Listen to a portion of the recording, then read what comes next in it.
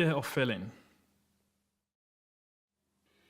About a year ago, a friend of mine was contacted by a recruiter and was invited for a job interview that was going to potentially increase his income by about 25%. At first, he was excited.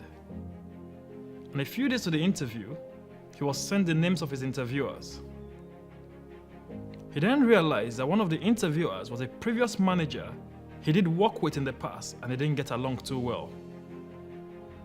Of course, this raised some questions that led to doubt in his mind, and he became anxious and scared that he was not going to get the job, regardless of his performance. As a result of his fear, he decided not to go for the interview. Weeks later, while we went bowling, we ran into this previous manager whom he feared was not going to give him the job.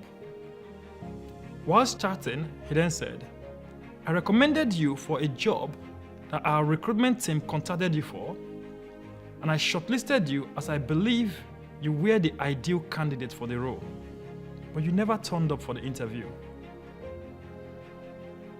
We were stunned and speechless. Our inability to pursue our dreams because of fear of failing is failing itself. The reason we have become mentally enslaved by fear of failing is because we spend so much time focusing on our weakness rather than focusing and developing our strengths. We often allow the thought of people's opinion to put us under unnecessary pressure. And in most cases, we end up discouraged. Failing is a part of life. It is in our DNA to fail at something in life.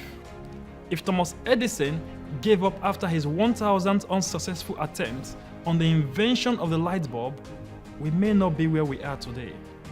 Whatever is worth doing is worth doing right, they say. But what if you don't know how to do it in the first place? What if you've never been taught how to do it or trained how to do it? How then can you do it right? This only applies if you already know how to do it. Else, whatever is worth doing with the aim of improving until you know how to do it best. This is true, as practice makes improvement. Please do not believe the myth that says practice makes perfection. Perfection is subjective, and we cannot afford to live our life aiming for perfection based on people's opinion. See, sometimes in life, we're often too hasty to draw our curtain and live in our present achievements, rather than aspire to maximize our full potential. Stop limiting yourself. You must never allow your fear of failure to exceed your desire to succeed. Do not run away from failing. Failing is equally as important as success. It's never a big deal to fail, but what we do learn is the most important thing, because we can't afford to continue to make the same mistake over and over and then we say it is what it is. No, it isn't what it is. It is what you make of it. There are two kinds of people in life: people who make things happen and people who don't know what happened. You've got to take control of your life and step it up. As you go through life, I'd like you to remember something. Sometimes in life, all you need to do is get started to get better.